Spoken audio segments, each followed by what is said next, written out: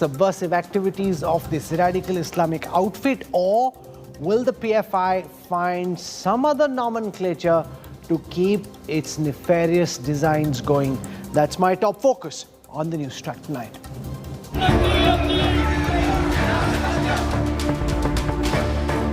Hammer finally falls. PFI banned.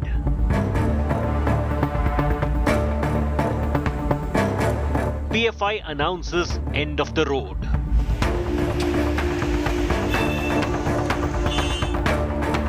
But is this really the end?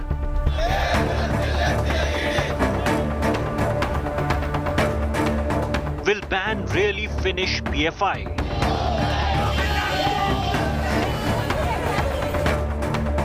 Or could PFI create a new face?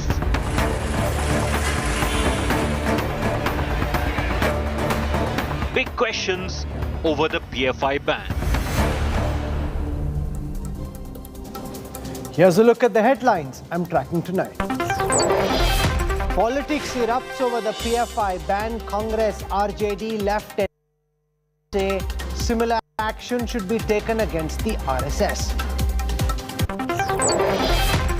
Modi government announces India's new Chief of Defence Staff. Lieutenant General Anil Chauhan succeeds General Bipin Rawat as the country's top military officer. Two big arrests in 2 days in the Delhi Liquorgate scandal after AAP communications chief Vijay Nair, Sisodia's aide Sameer Mahindra also arrested. Kejriwal cries vendetta. पहले उन्होंने सत्येंद्र जैन को एक पूरे फर्जी case में गिरफ्तार किया, फिर उन्होंने अमानतुल्लाह को एक फर्जी केस में गिरफ्तार किया, कल इन्होंने विजय नायर को गिरफ्तार कर लिया, अब अगले हफ्ते ये लोग मनीष सिसोदिया को गिरफ्तार करने वाले हैं। Digvijay Singh throws his hat in the ring for the election of the Congress president, suspends bills on the future of Ashok Gehlot. Centre extends free ration scheme for the next 3 months. 80 crore poor Indians will benefit. It was India Today that told you first that the Modi government is going to ban the Popular Front of India. Today, early this morning, the Ministry of Home Affairs banned the radical Islamist outfit and 8 of its subsidiaries. The PFI has been outlawed for 5 years under the stringent Unlawful Activities Prevention Act, or the UAPA. This after 2 rounds of pan-India raids and arrests against leaders of this group. As the clamour for a ban on the radical organisation PFI grows, there's been a huge Part 2 crackdown pan-India. Many of those raids and detentions are still currently on as we bring you this live broadcast. Amid Operation Octopus and midnight raids, India Today was the first to tell you of what was in store. The centre's axe for radical Islamist Popular Front of India. India Today was bang on when Centre banned the PFI for 5 years under the stringent Unlawful Activities Law. 8 of PFI-linked groups too face the ban.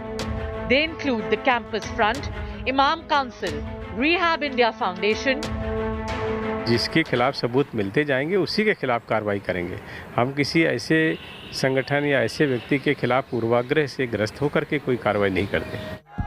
The centre cited PFI radicalization plots, its links to global terror groups like ISIS and Al-Qaeda, acts of terror and crimes including fanning hijab stir, CAA unrest and profit fire, illegal overseas fund flow and illicit foreign links, chopping hands of a Kerala professor, murder of RSS-linked individuals, and plotting suicide bomb attacks to justify the sweeping ban.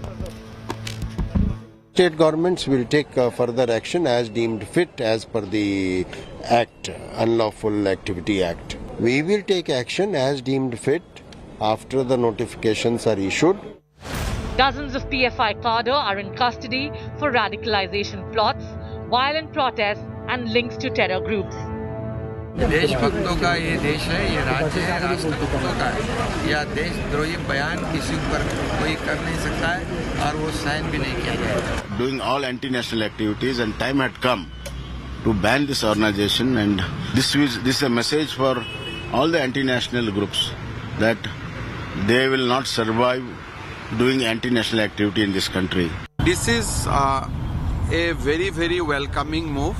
I'd like to express our gratitude to Honorable Prime Minister Narendra Modi and Home Minister Amit Shah for this bold action.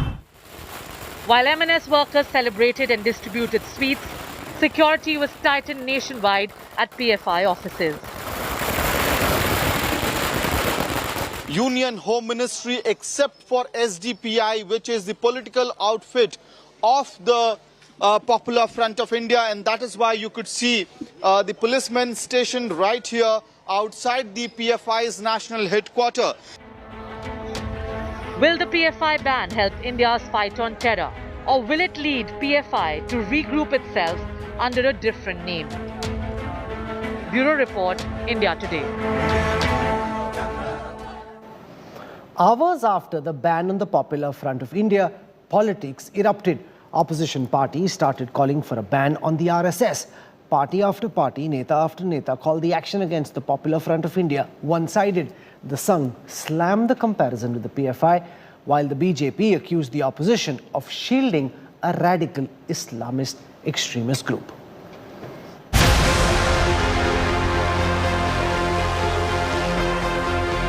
इस पर प्रतिबंध लगाना देश के लिए स्वागत योग्य कदम। आज प्रतिबंध लगाकर समय के अनुकूल प्रभावी कदम उठाया है, उनके इस कदम का अभिनंदन करते हैं।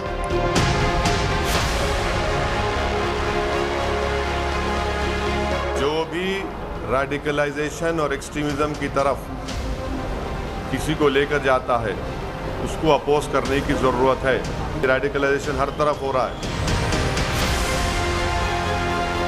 Why not RSS also? That is also important in this case.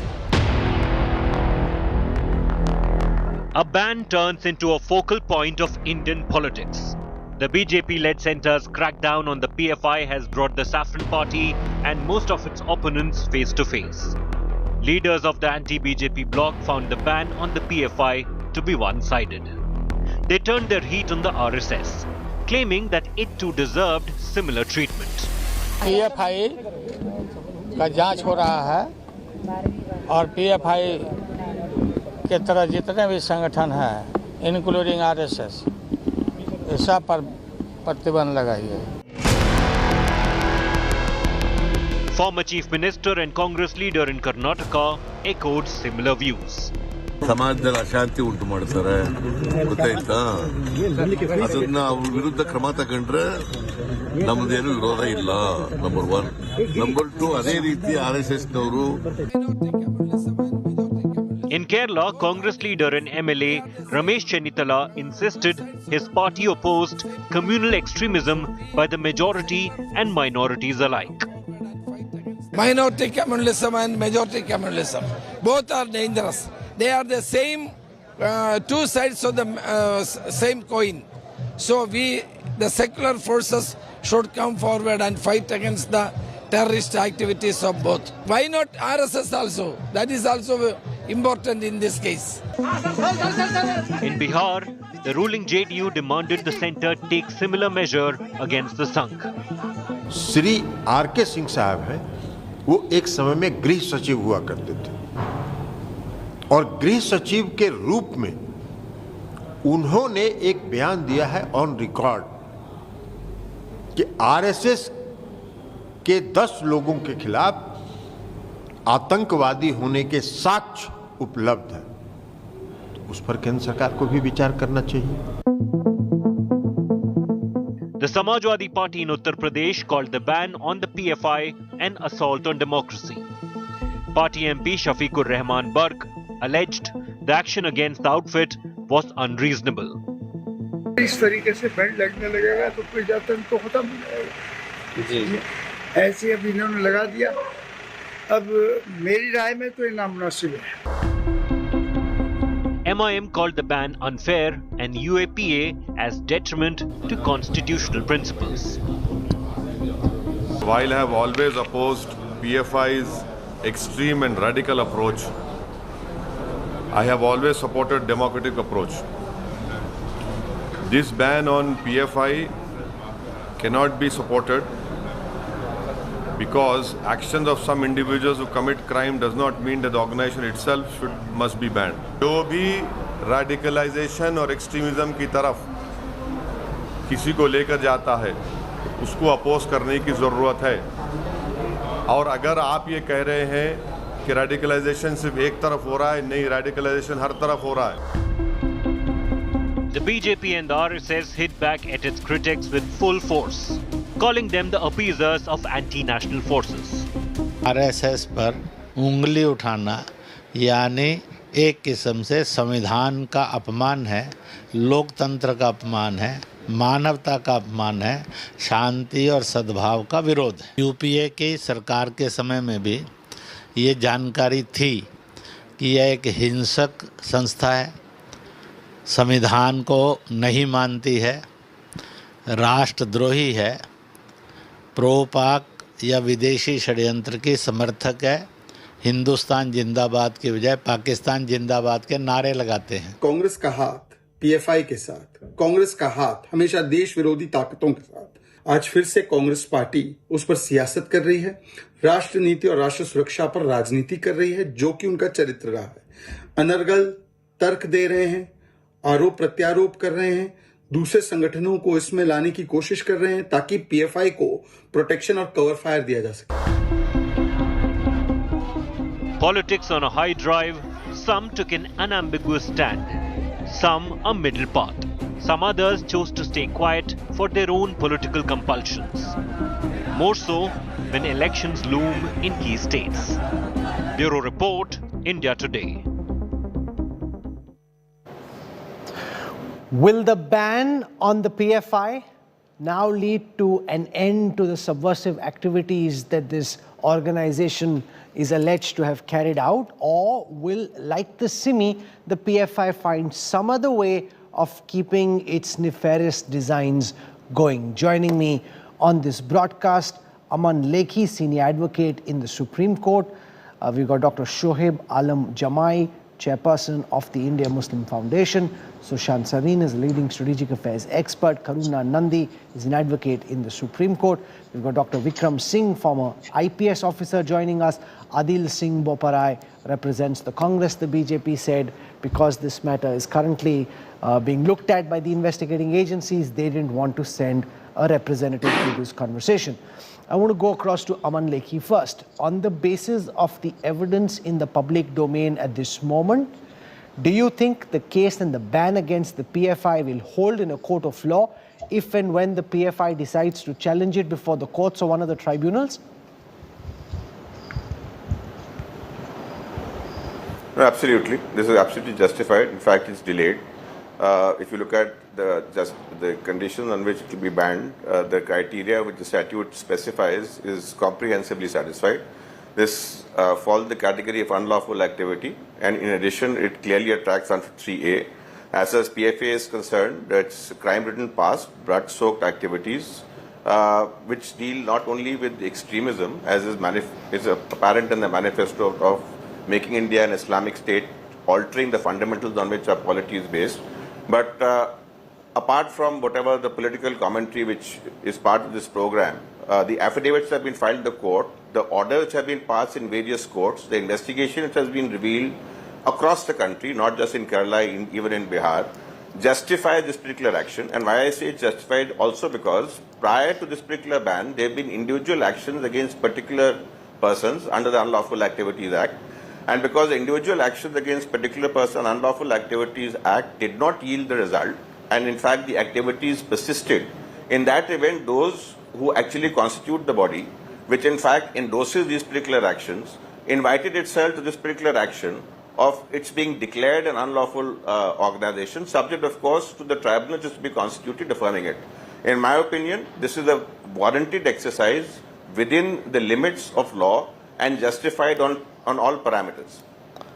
Karuna Nandi, within the limits of law, belated, says Aman Lekhi, and they've got a crime-ridden past and therefore the PFI ought to have been banned and it's about time. Do you agree, or do you think that you should have looked at the difference between alleged acts committed by individuals versus institutional culpability?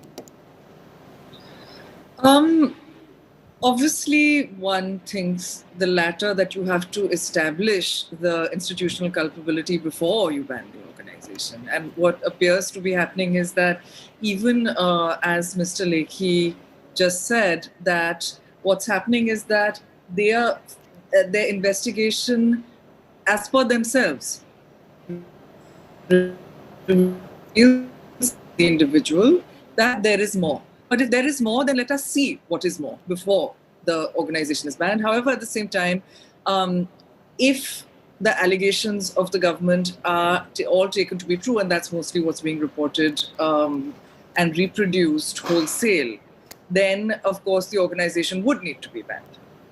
I think the job for the tribunal and then the courts will be to look beyond what is happening, to look beyond what the government is saying and look at the particular stage of the investigation and look at the evidence that's there right now, right? And see whether it justifies the ban now, right? And I think that's important.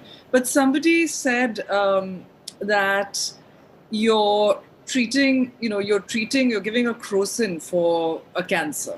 You're treating a headache when there is in fact a cancer. And there are different kinds of extremism in this country. One kind is somewhat addressed, which is not Islamic, I beg your pardon, Islamist terror in the name of a particular religion.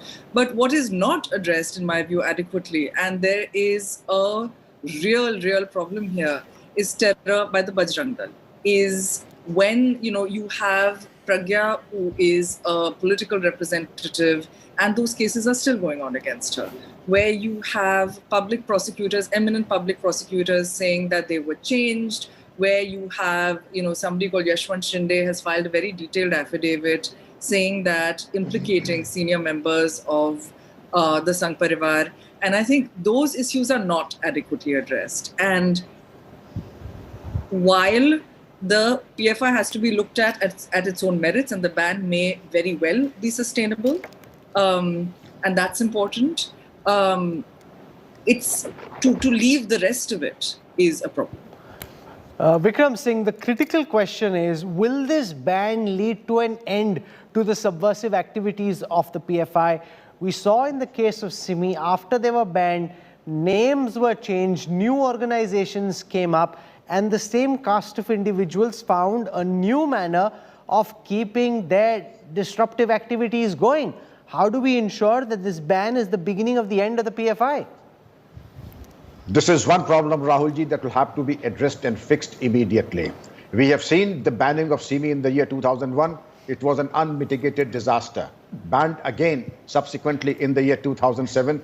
Adequate precautions taken, but reinvented himself as the Indian Mujahideen. Indian Mujahideen band and the Ansars, who are the die-hard stalwarts of Simi, they migrate to the PFI. You very rightly mentioned, but these arrests of 106 on the 22nd and 250 on the 27th, well, I do hope that the new Identification of Prisoners Act, which did not happen in the case of Simi, would take the biometrics, Aadhaar card, PAN card, mobile numbers and other details and open a foolproof digital history sheet so as that these people cannot change their names, reinvent themselves and migrate to a different platform, because that has to be a certain. I think it will be the height of optimism to presume that banning will address the issue totally. I would be the happiest person to believe, but this is not going to happen. Banning is something very simple. That is an administrative order duly approved by the tribunal, section 234 of the UAPA. But the first step only has been covered, and the nation has to go miles before anyone goes off to sleep, because the real work has begun now to identify every cohort, every sleeper cell, every member of the organization, every rupee. As they say, 250 crores were brought up in Bangalore through crowdfunding and through Hawala channels, cryptocurrency and the deep web and whatnot. Well, identifying that and going a bit of reverse engineering is some task. But Rahulji, I feel that now we have the task and the talent also to identify and work it out. But yes. But how do you respond to the charge by Karuna Nandi that the action is one-sided? while you've gone after the PFI, which is well and good if their members are involved in anti-national activities, there are elements in the Bajrang Dal and some of the other right-wing organizations which have dubious roles in various cases which are being investigated by the courts, and the courts have found prima facie evidence. Those cases don't seem to be taken quite as seriously. Karuna ji and Lekhi ji are illustrious advocates, and I learn from them, from their wisdom, from what they speak. But let me tell you, for the police and the law enforcement agencies, you give the opportunity, there's equality before law. We do not distinguish between Hindus and Muslims. We do not distinguish any person who's transgressed the rule of law. I learned from Mr. Lekhi and Karuna ji that IPC does not say Hindu, Muslim, Bajrang Dal, PFI or there. One who transgresses the rule of law is taken to task by the law enforcement agencies. Ms. Nandi has a point there that perhaps is somebody in the back burner? Is there some kind of a warped priority in the way in which investigation can? I don't think it is possible in today's times. There are brilliant advocates like Karunaji who will tear the police defense into shreds in no time. There are brilliant advocates sitting in Delhi, Lucknow and Madhya Pradesh that any such miscarriage of justice will not go by default. It cannot. We are not living in the Victorian era. We are living in an age where IT tells us, gives us ready that we have real-time happenings in the Supreme Court, and any such miscarriage of justice will not go by default. And I dare say, if anybody gives an opportunity, but I have my own reservations. Bilkis Bano case, I take the strongest exception that her perpetrators were let out on bail. I also take a strong exception to the fact that those accused of killing Inspector Kotwali in Bulandshahr were feted and garlanded. Yes. As an ex-police officer, I have my own reservations about these, and every small clinch has to be invincible. One has to be invincible. Shaheen, this charge that the PFI is the mirror image of the RSS, and if the PFI has been banned, action should be taken against the RSS, the RJD, the Congress, the AIMIM, all towing that same line. To what extent is it even fair to compare the PFI with the RSS?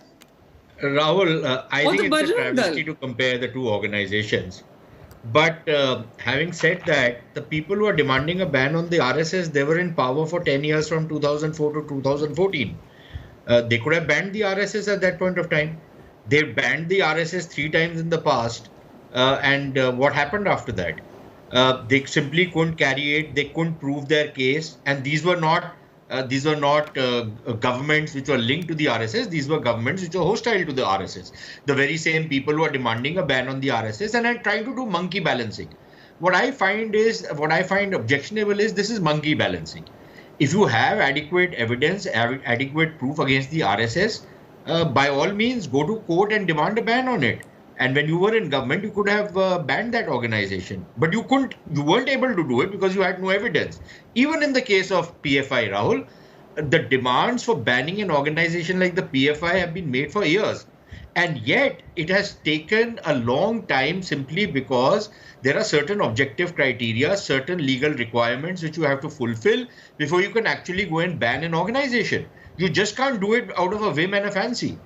And I would imagine that having the government would have collected the necessary evidence to actually justify this ban. Number one. Number two, Rahul, on the question of what is a ban good enough? No, for an organization which has like PFI, which has the kind of resources it has, which the following it has, and which has metastasized, to a point where it's in every nook and corner of this country. It's not going to be enough. It will mutate. But what is important is that a ban does disrupt the functioning of an organization like this. Imagine if the SIMI had not been banned, what kind of an organization and what havoc it would have wreaked today. Absolutely. In this day and age. So I think a ban is necessary, but as Dr. Vikram Singh says, you just can't rest on a ban. You have to follow through and make sure that it does not, reappear in another avatar. And if it does, then you crack down on it before it. You're hitting out at opposition parties. Adil Singh Boparai, Sushant Sareen asks, if there was evidence against the RSS or the Bajrang Dal, why did your government, when in power, not ban them? Well, Mr. Kanwal, the Congress party has a very principled position on this issue. We're against any form and any type of communalism. Extremism is not linked to any caste, creed, or color. Extremism is something which cuts across all these barriers. And for us, majority, minority is immaterial. In fact, it's the Congress party which has been victims of this form of extremism. We've lost 2 former prime ministers. Our party and our workers have shed their blood for the unity and integrity of this country. So therefore, we don't need lessons and sermons from others about what needs to be done to hold this country together. Please look within. We have an illustrious past where we've defended this country's borders, we've defended the unity of this country with our toil, with our blood. Having said this, coming to the more principal point, the application of law has to be uniform. To say that now that you ban the PFI and hate and bigotry, prejudice will come to an end, I don't think so. Please put this question to Mr. Shaheen. Will it come to an end? No. The problem today is selective action. If there is material, and I'm assuming the government must have material, they must follow the law. The long arm of law must apply across the board. And please take it to its logical conclusion. But there are multiple organizations, there are multiple ideologies, there are multiple individuals, and some of them enjoy state patronage. To say that the likes of Yati do not enjoy state patronage would perhaps be Let Aman Lekhi respond to this charge of selective action, that while the PFI has been acted against and so have affiliated organizations, there are those like the Bajrang Dal whose members have been accused of very serious violent crimes, those charges not being looked at as seriously. Is that true?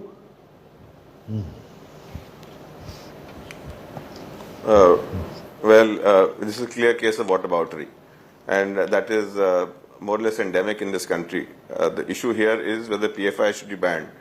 The question is, we have to critically analyze the circumstances which lead to this particular action. Now, instead of addressing the issue with regard to PFI, much of the response is, what about the others? Now, as far as the others are concerned, that's an issue which is extraneous to PFI, because the question before us is whether the ban on PFI is justified, first. So it's clearly an ad hominem submission, which in some ways suffers from logical fallacy and skirts the real issue. And that's a big problem in this country. When confronted the problem, we don't look at the problem, we look for other issues and then confuse the entire thing, which is in fact what this entire political discussion is intended to do. That said, insofar as other organization is concerned, please see, if you look at the scheme of the Act, you don't resort to an easy banning, because the policy of the law doesn't say that it should be the first step. And if you look at the sequence of events over here, what we would identify is that insofar as the members of PFI are concerned, as I said at the outset, were individually prosecuted, because there is a provision under the Unlawful Activities Act dealing with unlawful activities and terrorist activities that in different chapters of the Unlawful Activities Act. So over a period of time, there were several cases against individuals belonging to PFI, but there was no ban on the PFI. And the PFI has been functioning as PFI from 2006, where in 2022, and it's replete with instances of criminal action, whether it's chopping of hands or forcible conversions or killing or communally in some way exciting the people or having links with ISIS in the recruitment scam over there. And there have also been individual convictions of PFI members. Now, with a history as replete as this, with instances as comprehensive as those I said, with proof which is in fact judicially tested, eventually, because it continues unabated, the question of banning comes. So banning is not coming as a matter of easy resort. Much of the champions of liberty, you say, okay, free speech, tolerance and all that. When it comes to other organizations, instead of addressing the issue of PFI, they say, why didn't you ban the other organization? Now, if you cannot simultaneously say, don't easily ban, and then off-the-cuff response to a ban which is otherwise justified, to have a rhetorical question about why the other organizations are not banned. The question here is, are the circumstances of the other organizations as extreme as PFI? Now, that is not something, a subjective opinion. That has to be something which has to be objectively verified. Now, it is not a question of idle comment. It should be something of an empirical analysis. Let Adil Singh Botparai respond to the argument. He says, all the votaries... Look at the number of cases now against PFI members, the severity of those charges, many of them murder and terror, and therefore don't compare it with the odd member of an organization like the Bajrang Dal, because that doesn't seem to be institutional. That is more individual. Here, it's happening way too frequently for it to be just dismissed as individual action. Mr. Kanwal, this is a political debate. Mr. Lekhi and I are not arguing before the High Court vis-a-vis this case. We are on a political debate. And an unlawful association in terms of section 21P talks about any association which constitutes an infraction under 153A and 153B of the IPC. Now, what is 153A and B of the IPC? Statements, imputations, acts or actions by associations, individuals, which tend to create a religious divide, a caste divide, a regional divide. Now, please put this question to yourself. Is the PFI the only organization which is spreading and fostering religious divide in this country? Certainly not. Even Mr. Lekhi wouldn't say that. Is it Mr. Lekhi's case that banning PFI will put an end to religious divide? Certainly not. I'm sure he wouldn't say that. The Congress party is not saying don't take action against the PFI. If you have the material, take action against any organization. Let me reiterate and underline. If you have material, please take any action in accordance with law with the organization, because we have to combat this menace of extremism. It is not them and us. We are Indians. We have to combat this menace. We have to combat this extremism. And Mr. Lekhi is right. The problem indeed is what about it? When you had a BJP spokesperson making inflammatory speeches, you had the likes of Mr. Shaheen saying, oh, what about that fact checker? That is what about it.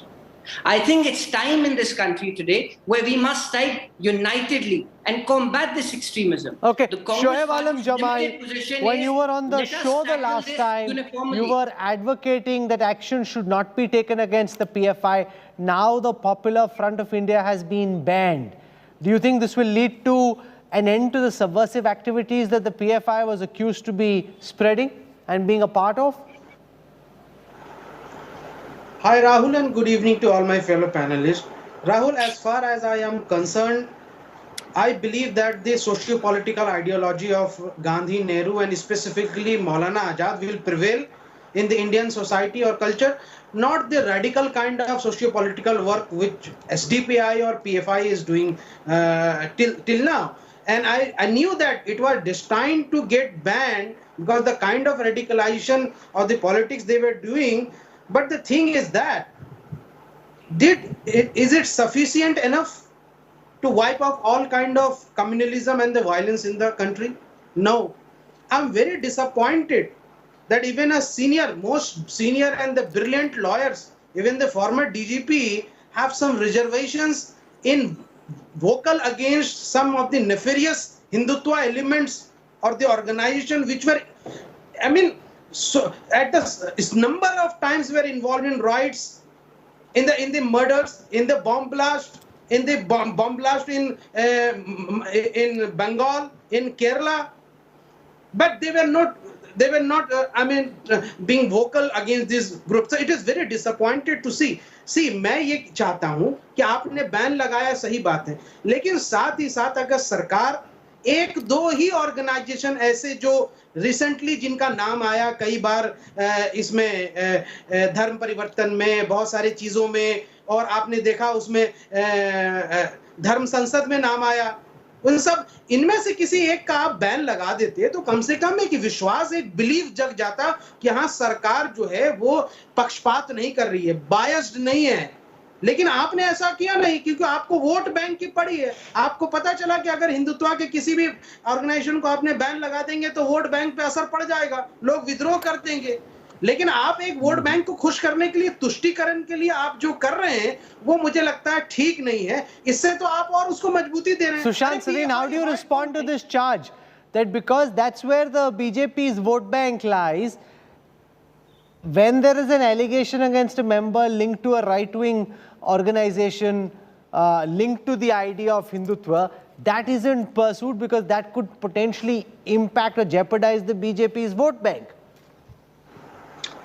Rahul, a couple of things. I think Mr. Boparai has taken a liking for me and constantly naming me in everything I've said.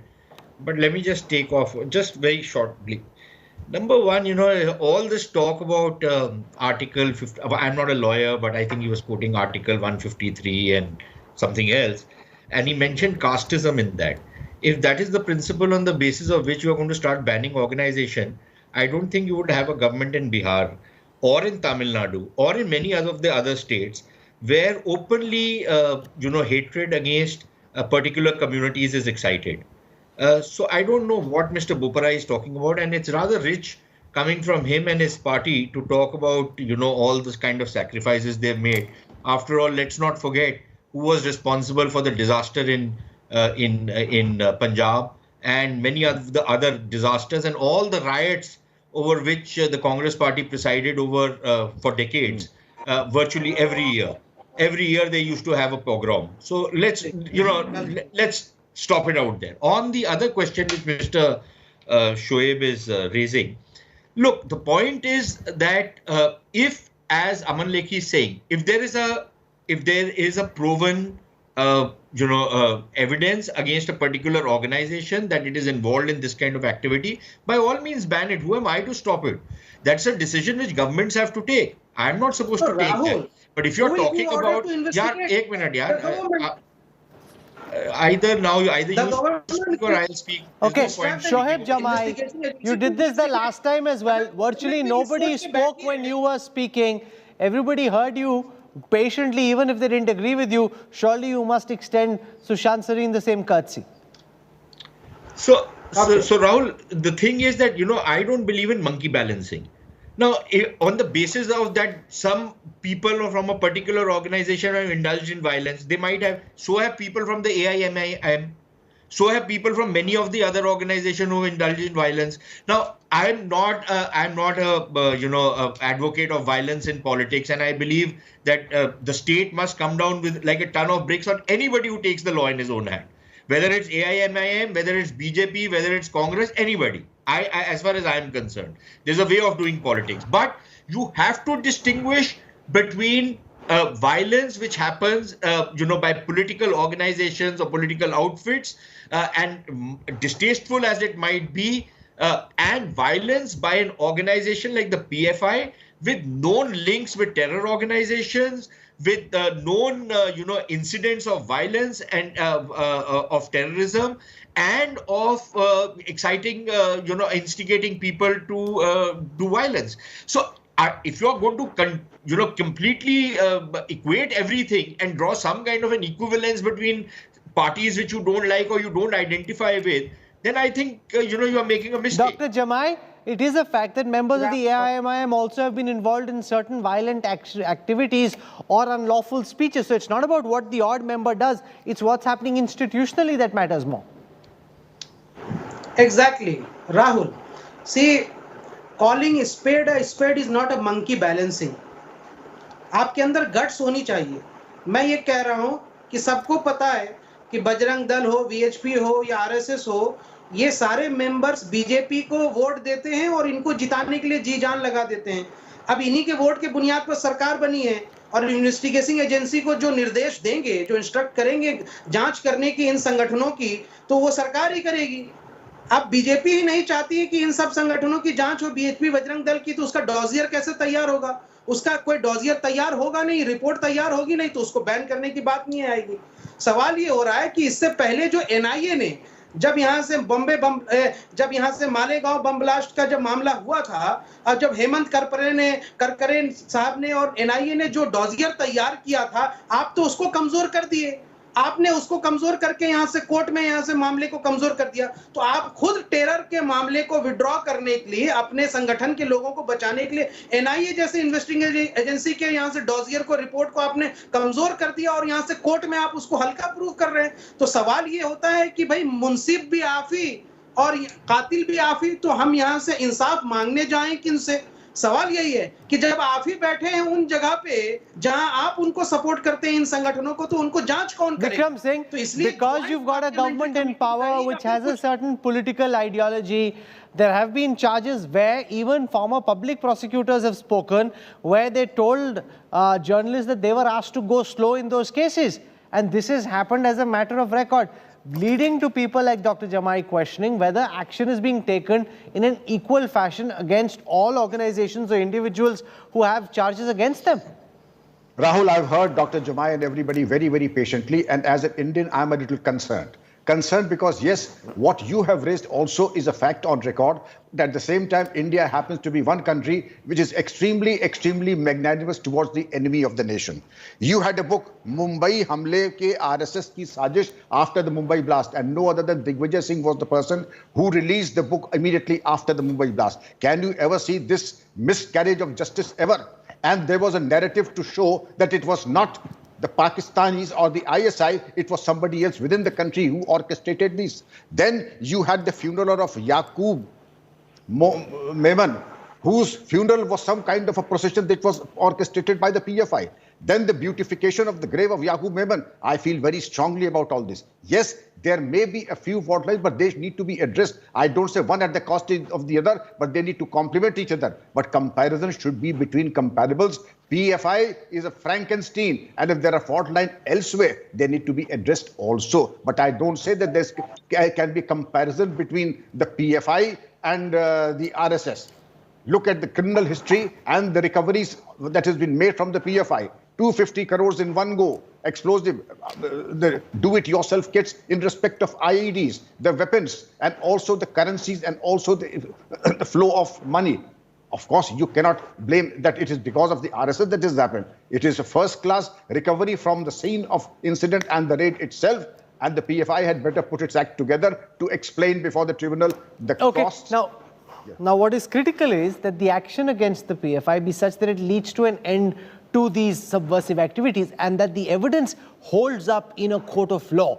That is most important for the time being. Karuna Nandi, Aman Lekhi, Dr. Shoaib Alam Jamai, Sushant Sareen, Dr. Vikram Singh and Adil Singh Boparai for joining me on the Newstrack. Thank you very much. I'm slipping into a quick break. I have a lot more for you when we come back. Sky's the limit for Indian Air Force's flight. Lieutenant Tejaswi, as she now becomes the only woman system operator on a Sukhoi 30. That exclusive report coming up on the other side.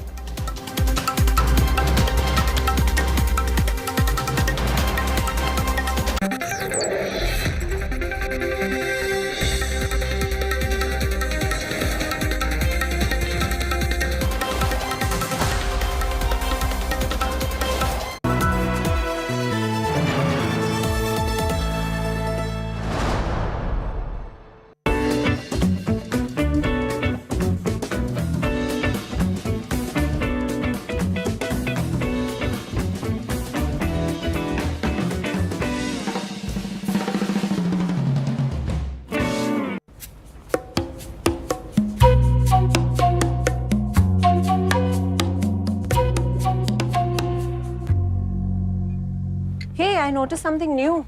You've started using a new body lotion. Funny.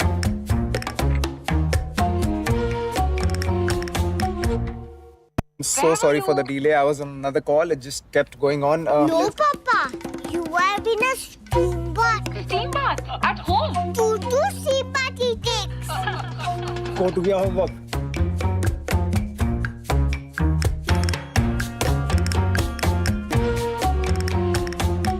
It's 7:20 already. The kickoff's in 5 minutes. Get all the boys. We have the entire place to ourselves, man. Not working? Of course it is. But I don't want you guys to be using this bathroom. So use the other one.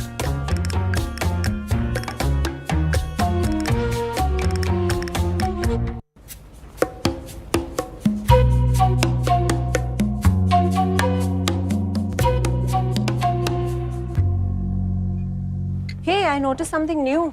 You've started using a new body lotion. Funny.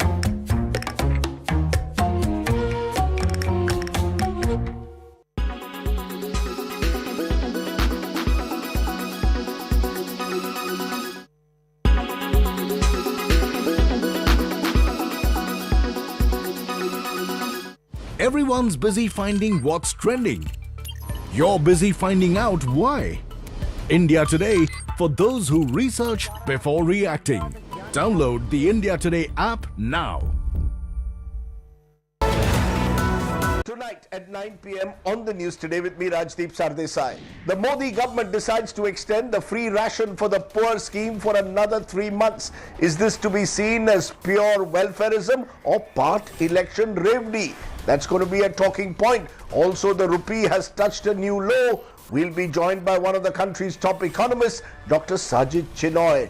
And we'll tell you just why the government decided finally to go ahead and ban the Popular Front of India. Plus, Kaun Banega Congress President? All the twists and turns in that drama too. All that and much more on the news today.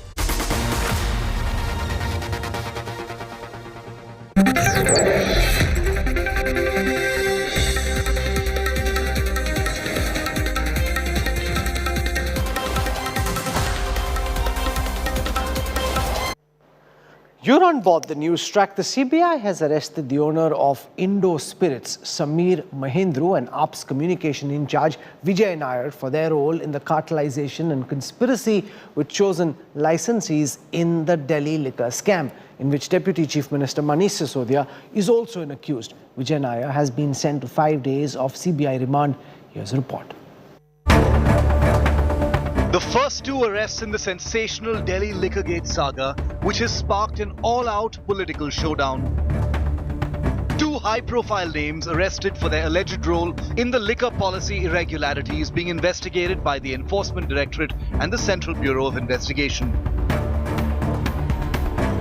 The Aam Aadmi Party's communications in charge, Vijay Nair, was taken into custody by the CBI, and soon after, the owner of Indo Spirits, Sameer Mahendru, was also taken into custody, not by the CBI, but by the Enforcement Directorate. CBI officials told India Today that Vijay Nair has been arrested for his role in cartelization and conspiracy with chosen licensees. And Mahendru, who was one of the liquor traders allegedly involved in irregularities in the framing and implementation of the excise policy. Manish Sisodia's alleged associate, Arjun Pandey, once collected cash of rupees 2 to 4 crore rupees from Sameer Mahendru on behalf of Aam Aadmi Party's communication in charge, Vijay Nair.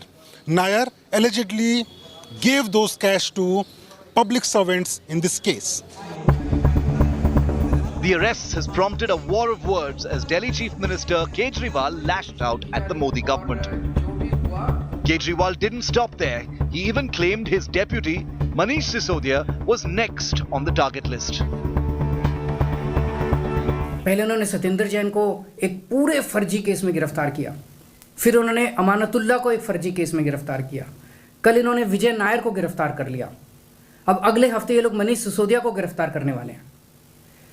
अगर इन्होंने विजय नायर जैसे एक छोटे से कार्यकर्ता को गिरफ्तार कर लिया है, तो ये लोग किसी को भी गिरफ्तार कर सकते हैं। The BJP meanwhile has fired one corruption attack after another at the Aam Aadmi Party, alleging that Vijay Nair's arrest is just the tip of the iceberg. पहले विजय नायर और अब समीर महेंद्र को गिरफ्तार करना यह दिखाता है कि सीबीआई या ईडी इन जो शराब माफियाओं को जो घोटाला है उस पे शिकंजा अपना कसता जा रहा है। भारतीय जनता पार्टी आज गुजरात में आम आदमी पार्टी की बढ़ती लोकप्रियता से डर रही है और विजय नायर की गिरफ्तारी ये साफ-साफ दिखाती है। The Liquorgate showdown is now peaking as the Aam Aadmi Party claims that this crackdown against their party leaders has been prompted by the BJP owing to the Gujarat elections which are just months away. With Munish Pandey in Delhi, Bureau Report, India Today. As the military standoff with China continues, India's only woman weapon system operator on the Sukhoi 30 MKI fighter aircraft is in the spotlight. For Flight Lieutenant Tejaswi, sky is the limit. She says pilots of the Indian Air Force are ready to prove their mettle in real operations. Manjeet Negi with this exclusive report from Tezpur.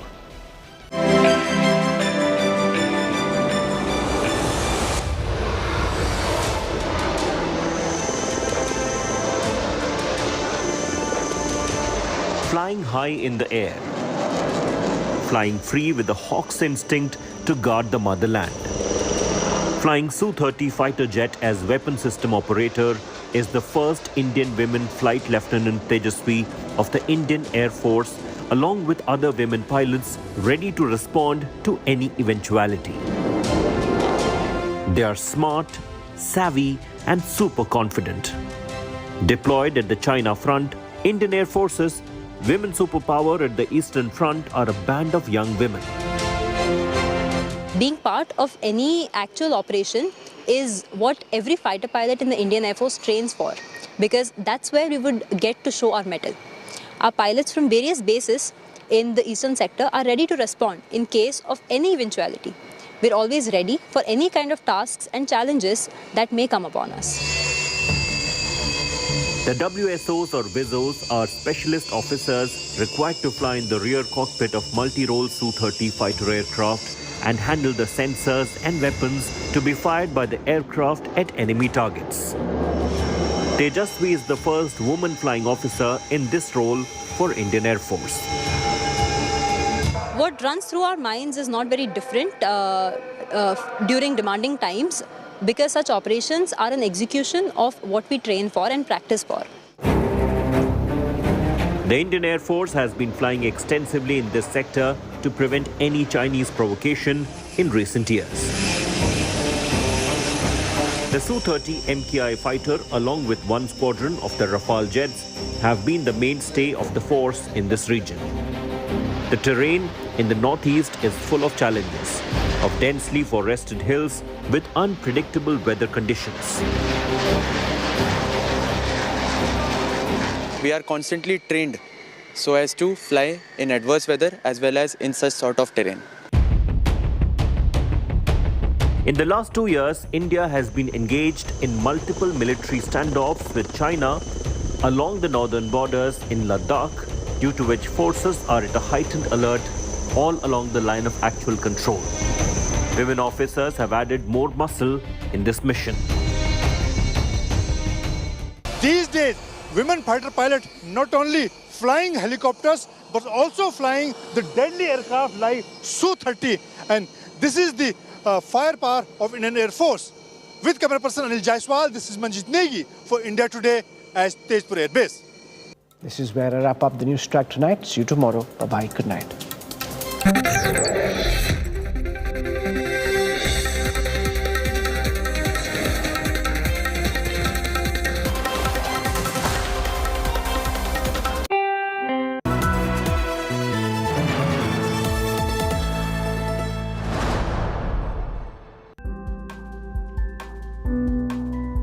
What was that like, those early years of struggle? Obviously, a man who's perhaps one of India's greatest poets starts life in a garage. They used to do touch-up jobs on cars. Well, you know, cigarette tin आया करता था एक. That's 8 ounces.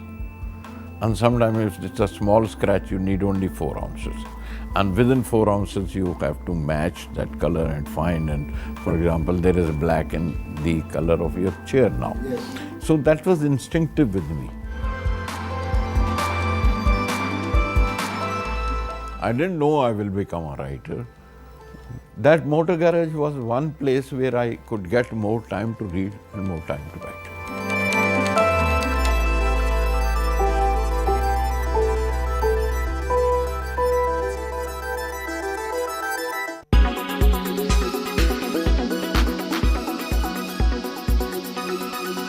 Mughal rulers, their legacies and history have long dominated the world of Indian cinema.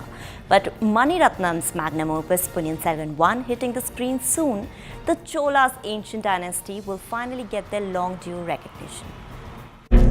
வானில் ஒரு பெரும்பால் விண்மீன் தோன்றியது. சோழ அரசகுலத்தில் ஒருவரை அந்த விண்மீன் பலிகொள்ளும். In an industry that has largely ignored it, India's greatest ancient